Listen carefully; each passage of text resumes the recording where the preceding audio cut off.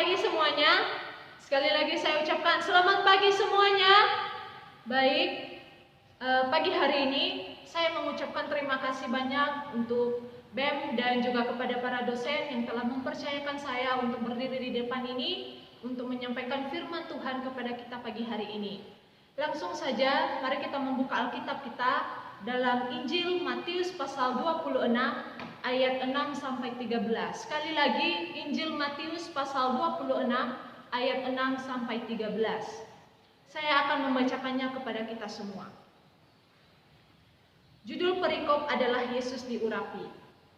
Ketika Yesus berada di Betania, di rumah Simon si kusta, datanglah seorang perempuan kepadanya membawa sebuah buli-buli pualam berisi minyak wangi yang mahal. Minyak itu dicurahkannya ke atas kepala Yesus yang sedang duduk makan. Melihat itu, murid-murid gusar dan berkata, "Untuk apa pemborosan ini? Sebab minyak itu dapat dijual dengan mahal dan uangnya dapat diberikan kepada orang-orang miskin." Tetapi Yesus mengetahui pikiran mereka dan berkata, "Mengapa kamu menyusahkan perempuan ini? Sebab ia telah melakukan suatu perbuatan yang baik padaku. Karena orang-orang miskin selalu ada padamu, tetapi aku tidak akan selalu bersama-sama kamu. Sebab dengan mencurahkan minyak itu ke tubuhku, ia membuat suatu persiapan untuk penguburanku. Aku berkata kepadamu, sesungguhnya di mana saja Injil ini diberitakan di seluruh dunia, apa yang dilakukannya ini akan disebut juga untuk mengingat dia." Amin. Judul perikop pada pasal ini adalah Yesus diurapi. Penulis Injil Matius adalah Matius sendiri. Ia adalah seorang berdosa yang dilahirbarukan. Ia bertobat dan mengikut Yesus sebagai juru selamatnya. Dalam cerita ini ada beberapa informasi-informasi yang tidak kita temukan seperti dalam Injil Lukas dan Yohanes. Lukas menuliskan bahwa perempuan ini adalah seorang berdosa yang menyeka kaki Yesus dengan minyak yang mahal. Bisa kita lihat dalam Lukas pasal 7 ayat 36 sampai 40. Kemudian Yohanes menuliskan bahwa perempuan itu adalah Maria saudara Lazarus, seorang yang berdosa yang duduk di bawah kaki Yesus ketika Yesus menjadi tamu dan mengadakan perjamuan di rumahnya. Bisa kita lihat dalam Yohanes pasal 12 ayat 1 sampai 8. Pagi hari ini saya mengajak kita untuk memikirkan tentang Tuhan Yesus yang kita anggap dia adalah maha kasih, adalah kemungkinan dia itu egois. Kemungkinan Yesus egois. Semua hal yang kita kerjakan, semua hal yang kita lakukan harus sesuai dengan kehendaknya, harus sesuai dengan keinginannya. Bukankah kita dengan Yesus sama-sama adalah manusia yang punya kehendak bebas? Ketika para murid pengen melakukan hal yang baik untuk membantu orang miskin, Yesus menegur mereka dan tidak setuju dengan pendapat para murid. Ataukah Yesus tidak suka jika kita berbuat baik? Karena dia mau semuanya adalah milik dia. Saudara-saudara, seperti yang kita tahu, bahwa Yesus bukan hanya manusia, tetapi dia juga Allah yang maha kasih. Dan dia juga penuh kasih. Sehingga sebagai wujud kasihnya kepada kita, dia menciptakan kita, maka kita sebagai ciptaan Allah, kita adalah untuk dia. Atau logikanya seperti ini.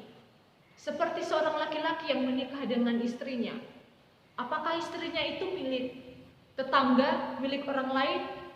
Atau milik siapa teman-teman?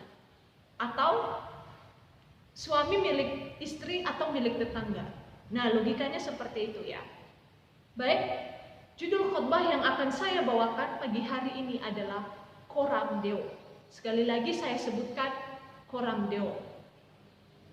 Coram Deo merupakan ungkapan bahasa Latin yang berasal dari kata cora, yang artinya the pupil of the eye, yang dalam bahasa sehari-harinya diartikan sebagai tatap muka atau di hadapan mata seseorang. Dan Deo adalah Tuhan. Gagasan frasa dalam kunci ini adalah hubungan pribadi yang intim dengan Tuhan. Artinya, segala sesuatu yang kita lakukan adalah di hadapan Tuhan untuk kemuliaan Tuhan. Coram Deo. Mengapa kita harus Coram Deo? Karena kita adalah ciptaan Tuhan yang harus memuliakan pencipta sempurna kita. Dan Dia juga yang telah menyelamatkan dan mengampuni kita. Pertanyaan kedua adalah, bagaimana supaya segala sesuatu yang kita kerjakan atau yang kita lakukan adalah Coram Deo di hadapan Allah? Poin pertama kita pada pagi hari ini adalah satu, inisiatif datang kepada Tuhan. Dan kedua adalah jangan berpura-pura baik sebab Yesus mengenalmu. Bagaimana supaya segala sesuatu yang kita kerjakan adalah Coram Deo atau di hadapan Allah, saudara-saudara semuanya? Poin pertama kita pada pagi hari ini adalah satu, inisiatif datang kepada Tuhan. Bisa kita lihat dalam ayat 6 sampai 7. Inisiatif sama artinya dengan berkeinginan sendiri tanpa harus disuruh dan diperintahkan. Seperti punya kerinduan di dalam hati untuk melakukan apa yang ingin dilakukan. Ketika Yesus berada di Betania, ini masih di Yerusalem ya saudara-saudara, di rumah Simon si Kusta, datanglah seorang perempuan kepada Yesus. Kemungkinan besar perempuan ini adalah Maria saudara Lazarus yang dibangkitkan oleh Yesus. Wanita ini adalah seorang berdosa. Lebih tepatnya dia adalah seorang pelacur. Pasti saudara-saudara tahu kan arti pelacur itu seperti apa? Pekerjaannya seperti apa? Perempuan itu membawa buli-buli pualam berisi minyak wangi yang mahal. Minyak itu dicurahkannya di atas kepala Yesus yang sedang duduk makan bersama murid-murid dan Simon yang telah disembuhkan dari kusta. Peristiwa ini terjadi 6 hari sebelum Paskah. Sama seperti mungkin minggu-minggu ini kita akan merayakan Paskah ya, bentar lagi Paskah. Dan mungkin dalam minggu ini perempuan ini mengurapi Tuhan Yesus.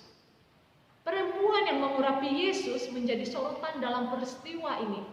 Karena ia satu-satunya perempuan yang berani meminyaki kepala Yesus dengan minyak norestu yang mahal pada saat itu saudara-saudara. Dalam bahasa Yunani, proselten autogune atau datanglah seorang perempuan kepada Yesus diterjemahkan dalam New King James adalah a woman come to him. Come ini diartikan sebagai kata kerja yang menunjukkan bahwa ketika perempuan itu datang kepada Yesus, dia sangat dekat dengan Yesus dalam jarak yang sangat dekat. Dalam tradisi Yahudi, perempuan itu dianggap rendah derajatnya saudara-saudara. Apalagi perempuan dalam kutip tidak baik-baik. Seorang pelacur seperti perempuan yang mengurapi Yesus. Tidak boleh seorang pun perempuan datang di tempat persekutuan laki-laki. Namun apa yang dilakukan oleh perempuan ini? Justru dalam ketidakbisaan, justru dalam ketidakbolehan seorang perempuan berkumpul di tengah laki-laki, perempuan ini malah datang kepada Yesus dengan jarak yang sangat dekat dan melakukan apa yang tidak bisa kita pahami. Barang yang dia bawa pada saat itu adalah minyak narwastu yang mahal.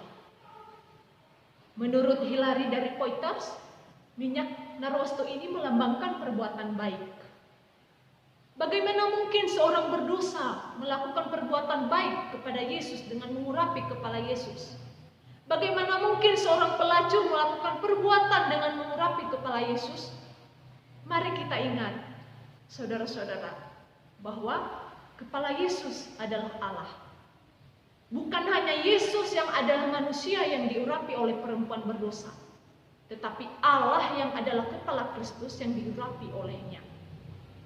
Dalam komunitasnya, perempuan ini adalah perempuan yang dikucilkan. Baik itu di komunitas dengan perempuannya sendiri maupun di komunitas laki-laki. Karena ia berdosa, dia melacur. Coba saudara-saudara semua bayangkan, bagaimana rasanya dikucilkan oleh semua orang. Bagaimana rasanya diabaikan oleh semua orang. Kena mental kan? Kita merasa tidak ada kepercayaan diri untuk kita.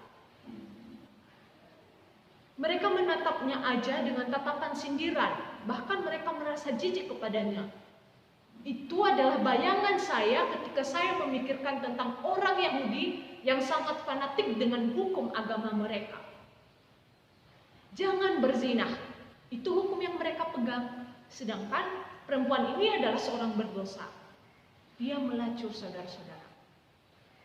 Perempuan ini berhidup berdampingan dengan orang-orang Yahudi yang mengenal tentang Allah. Tetapi perbuatan mereka tidak menunjukkan minyak narwastu yang mahal. Tidak menunjukkan minyak narwastu yang baik, yang harum. Justru mereka menghakimi seorang yang berdosa. Bagaimana bisa saudara-saudara perempuan ini bisa mengenal dan bertobat, mengenal kebenaran dan bertobat? Perempuan ini sepertinya butuh seorang pribadi yang mau menerimanya apa adanya. Pertanyaannya adalah, apakah Yesus tidak tahu apa yang dialami oleh perempuan ini? Apakah Yesus tidak tahu apa yang diderita oleh perempuan ini? Ya, Yesus tahu. Tapi mengapa Yesus membiarkannya? Apakah Yesus egois di bagian ini, saudara-saudara? Tidak sama sekali. Ternyata Tuhan Yesus sedang menunggu sesuatu dari perempuan ini, saudara-saudara.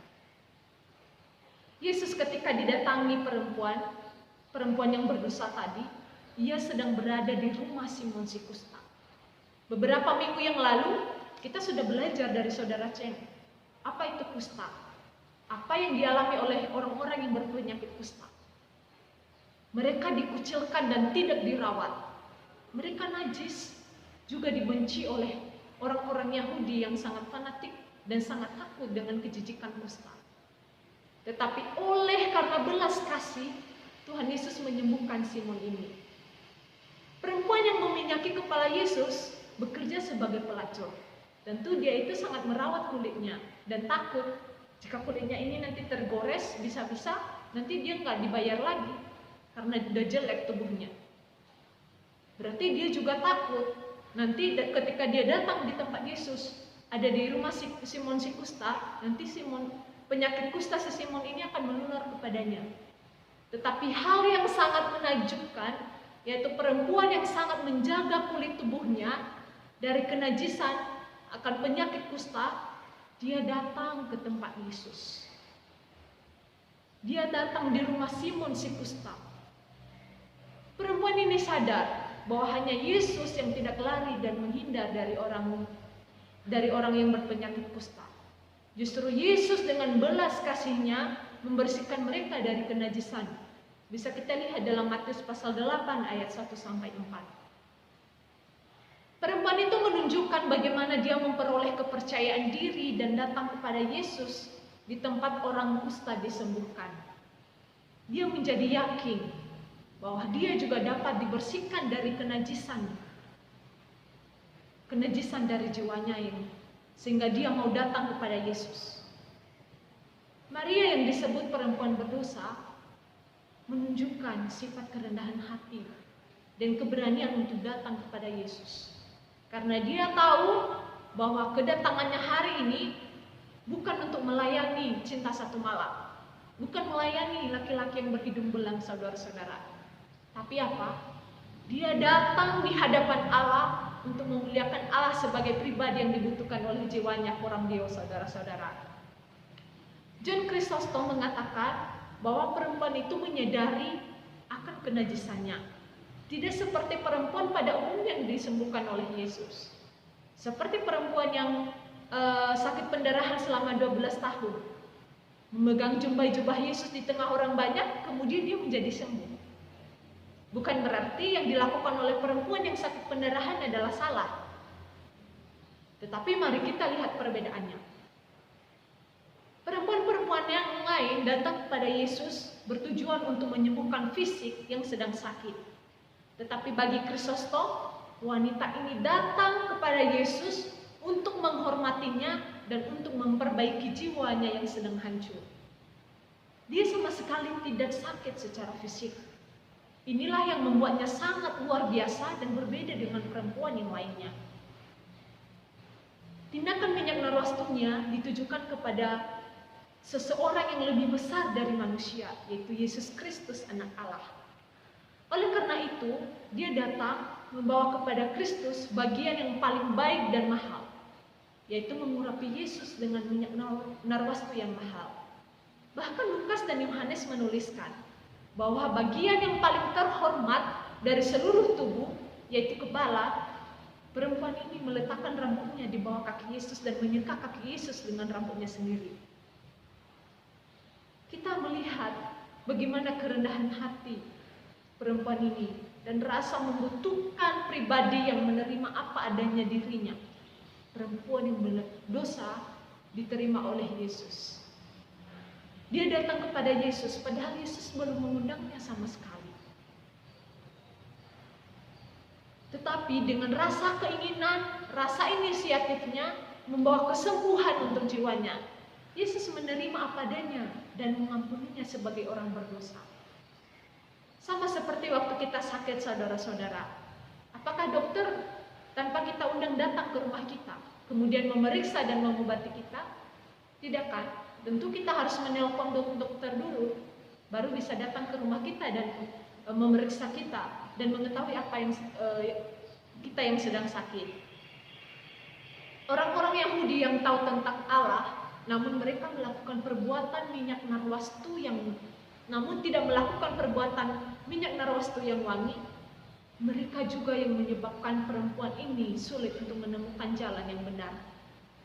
Jadi saudara-saudara, kita harus sadar bahwa tatapan sindiran, ketidaksukaan kita kepada orang lain, merasa diri paling benar tanpa dosa, ternyata itu bisa membuat orang jauh dan sulit untuk menemukan jalan yang lurus jika ia memang sudah melakukan kesalahan. Kita juga adalah seorang yang sakit karena jiwa kita yang najis dan kotor, sama seperti perempuan yang berdosa ini. Kita tidak melacur secara fisik seperti dia, tetapi kita melakukan dosa. Saya tidak tahu dosa apa yang sudah saudara perbuat, tapi ingat, kita ini butuh pribadi yang bisa menyembuhkan jiwa kita yang hancur. Kita kadang dikucilkan oleh orang lain, termasuk keluarga kita, teman kita, dan mungkin juga komunitas kita sendiri. Bahkan kita merasa menderita dan tidak ada semangat untuk hidup, dan merasa bahwa Tuhan itu tidak tahu apa yang sedang kita alami. Saudara-saudara, mari kita mengingat semuanya bahwa Tuhan sedang menunggu kita untuk datang kepadanya. Tuhan butuh inisiatif dari kita. Dosen juga butuh inisiatif kita untuk menyerahkan tugas tepat waktu. Orang tua kita juga butuh inisiatif kita untuk menanyakan apa kabar mereka. Halo Ma, Pa, apa kabar? Ternyata itu juga bisa meluluhkan hati orang tua kita dan bisa memperbaiki hubungan kita dengan mereka. Kita juga butuh inisiatif untuk memulai komunitas yang saling membangun di ECT Soteria ini. Kita mungkin salah satu dari orang yang membuat orang lain tidak bisa menemukan jalan yang benar seperti orang Yahudi. Mari kita bertobat, saudara-saudara. Jika kita tidak bisa datang kepada Yesus dan melakukan perbuatan seperti yang dilakukan oleh perempuan berdosa, maka kita bisa datang kepada Yesus dengan doa yang disertai dengan air mata pertobatan, dengan sembahyang dan membaca kitabnya. Semuanya adalah untuk jiwa yang hancur dan kemuliaan Tuhan orang Dios, saudara-saudara. Poin kedua kita pada pagi hari ini adalah 2. Jangan berpura-pura baik sebab Yesus mengenalmu. Bisa kita lihat dalam ayat 8-13. Saudara-saudara, sedikit saya berbagi tentang pengalaman saya waktu saya masih kecil. Ketika saya mau datang ke gereja, tentunya malamnya atau Sabtu malamnya itu, saya harus mempersiapkan apa yang akan saya bawa. Seperti buku, tas, termasuk persembahan. Malam itu saya sudah mempersiapkan kalau besok saya akan memberikan persembahan saya sebanyak Rp5.000. Tetapi ternyata setelah saya sampai di gereja, saya tiba-tiba keingat kalau hari Seninnya saya harus ke sekolah dan butuh uang jajan. Dan akhirnya persembahan yang saya berikan tinggal 2.000. Mungkin teman-teman belum pernah mengalami apa yang saya alami ya. Apakah perbuatan saya ini adalah benar? Di satu sisi, saya menjadi perempuan yang mengurapi Yesus, memberikan apa yang saya punya kepada Yesus. Tapi akhirnya, Saya menjadi murid Yesus yang menganggap bahwa memberikan banyak persembahan kepada Yesus, sedangkan uang jajan tidak ada dan tidak menghemat, merupakan pemborosan. Idontes de oimatetai autu eganektasan legontes eisti hei apoleia. Melihat itu, murid-murid gusar dan berkata, untuk apa pemborosan ini? Gusar dalam bahasa aslinya adalah eganektasan, yang diartikan dengan ekspresi yang benar-benar marah. Terjemahan Indonesianya menggunakan bahasa yang halus, yaitu gusar. Sedangkan dalam bahasa aslinya diartikan dengan marah besar. Ada beberapa orang yang mengkritik tentang tulisan ini. Karena dalam Injil Yohanes dituliskan bahwa Yudas yang marah besar pada saat itu. Sedangkan Matius menuliskan bahwa yang marah pada saat itu adalah semua para murid. Saint Jerome mengatakan makna yang ditulis oleh Matius yaitu satu untuk semua dan semua untuk satu. Karena mereka adalah semua murid Tuhan Yesus, sama-sama murid Tuhan Yesus. Sama seperti di tempat ini, kita ini satu atap di STT Soteria. Berarti jika satu melakukan kesalahan, maka yang kena imbasnya adalah semua. Sama seperti murid-murid Tuhan Yesus. Hanya Yudas yang marah besar, tetapi ditujukan kepada semua para murid. Perbedaan kemarahan Yudas dengan murid lain adalah pandangan Jerome seperti ini. Para murid marah demi orang miskin, tetapi Yudas marah demi keuntungannya sendiri, dilihat dari perbuatan dan pekerjaannya sebagai pemegang kas. Bisa kita lihat dalam Yohanes pasal 13 ayat 29. Hingga Yesus menegur mereka saudara-saudara dan berkata, mengapa kamu menyusahkan perempuan ini? Sebab ia telah melakukan suatu perbuatan yang baik kepadaku. Kristus memiliki pandangan lain tentang perkataan Yesus, yaitu bahwa Yesus tidak menuntut banyak hal kepada perempuan ini. Yesus tidak mau merusak imannya yang baru tumbuh, yang tunasnya mulai tumbuh di saudara-saudara. Yesus menghargai perempuan berdosa. Yesus menghargai saya sebagai orang berdosa, menghargai saudara sebagai orang berdosa. George Leo Haydock mengatakan bahwa dengan ini Juru Selamat mengajarkan kita bahwa kita tidak mengharapkan tindakan kebajikan yang lebih besar dari orang-orang yang masih pemula melakukan kebaikan atau muda dalam pelayanan Tuhan.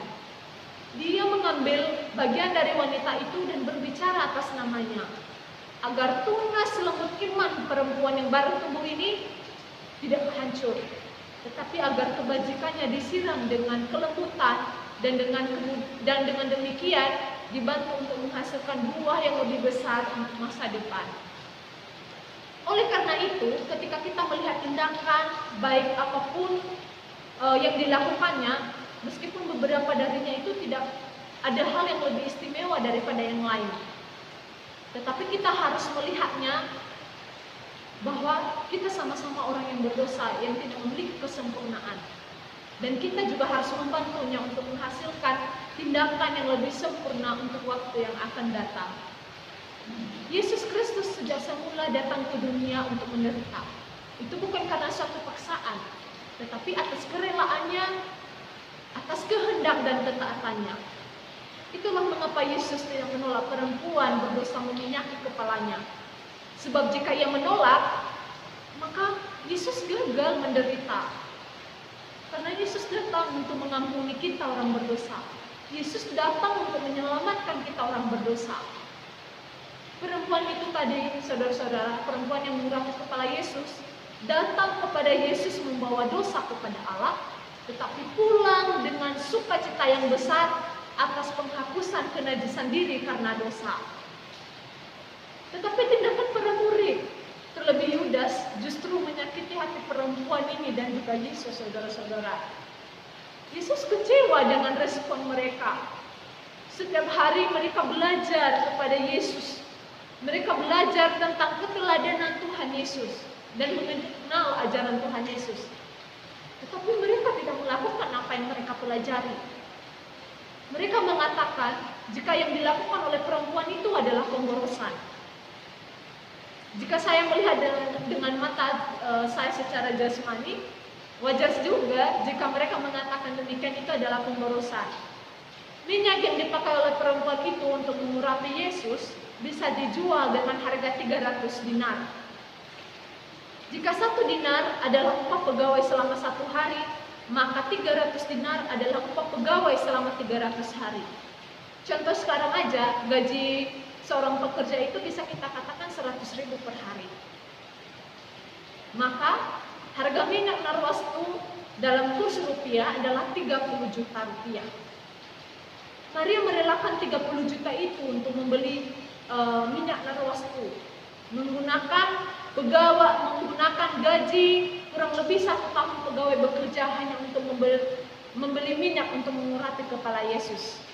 Secara mata jasmani, wajar saja jika murid-murid ini mengatakan itu suatu pemborosan, karena mereka juga manusia. Membeli minyak wangi seharga 30 juta hanya untuk diberikan di atas kepala Yesus.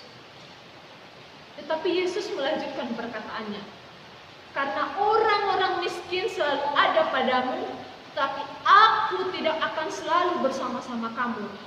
Yesus yang adalah Allah ternyata tahu apa yang ada di pikiran murid-muridnya. Bukan berarti Yesus tidak peduli dengan orang-orang miskin. Ya, Yesus sangat peduli dengan orang miskin. Tapi murid-murid juga pernah mengusir orang-orang miskin untuk pergi ke kampung untuk mencari makan. Ini ada di perikop waktu Yesus memberikan makan kepada 5.000 orang. Yesus mengatakan kepada mereka, kamu harus memberi mereka makan. Maksud dari perkataan Yesus, dari aku tidak akan selalu bersama-sama kamu, tertuju dengan cara yang terlihat. Seperti kita berbicara di bumi ini, dan seperti kita memiliki orang miskin yang setiap hari bisa kita bantu dan bisa kita bebaskan. Dia tidak selalu hadir secara fisik kepada murid-muridnya, tetapi kehadiran spiritualnya akan selalu ada dan terus-menerus kepada murid-murid, kepada saya dan kepada saudara semuanya. Kita merasakan kehadiran Yesus. Itu yang dikatakan oleh Saint George Leo-Haydock. Kita juga perlu mengetahui tentang pengurapan dari minyak narwastu. Bagi bangsa Israel di Perjanjian Lama, minyak digunakan untuk mengurapi orang-orang pilihan. Minyak itu sendiri adalah simbol pengudusan. Jadi orang-orang yang diurapi atau dikuduskan dengan minyak adalah orang yang spesial lebih daripada orang lain. Pengurapan adalah suatu tanda pelantikan seseorang menjadi raja atau seorang imam, seperti Raja Saul, Daud, dan juga Musa. Ini ada hubungannya dengan kalimat Yesus yang selanjutnya, bahwa sebab dengan mencurahkan minyak itu ke tubuhku, ia membuat suatu persiapan untuk penguburanku. Perempuan itu memberikan yang terbaik kepada Yesus. Pada saat yang sama, sang penginjil mencatat, Yudas Iskariot, salah satu dari 12 murid, mengambil keuntungan dari gurunya. Pengurapan adalah suatu tanda pelantikan seseorang menjadi raja atau imam, seperti Raja Saul, Raja Daud, dan juga Musa yang diurapi. Ini ada hubungannya dengan kalimat Yesus yang selanjutnya, bahwa sebab dengan mencurahkan minyak ke tubuhku, ia membuat suatu perjanjian atau membuat suatu persiapan untuk penguburanku. Ketika perempuan itu memberikan yang terbaik kepada Yesus, pada saat yang sama, sang penginjil mencatat Yudas Iskariot, salah satu dari 12 murid Yesus, mengambil keuntungan dari Yesus dengan menjual gurunya sendiri. Dua peristiwa ini sangat kontras, saudara-saudara.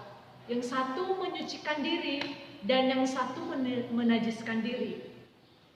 Seperti Yusuf yang dijual oleh saudaranya dengan 20 keping perak, dan juga Yesus dijual oleh Yudas Iskariot muridnya seharga 30 uang perak. Kristus mengatakan bahwa dua peringatan ini adalah lambang kontras antara orang-orang berdosa yang mau bertobat, yang mau menerima Yesus sebagai juru selamat, serta mau memberikan apa yang terbaik kepada Yesus. dengan orang berdosa yang tetap mengeraskan hati sehingga tidak mau bertobat, bahkan mengkhianati Sang Kristus karena dibutakan oleh ketamakan akan uang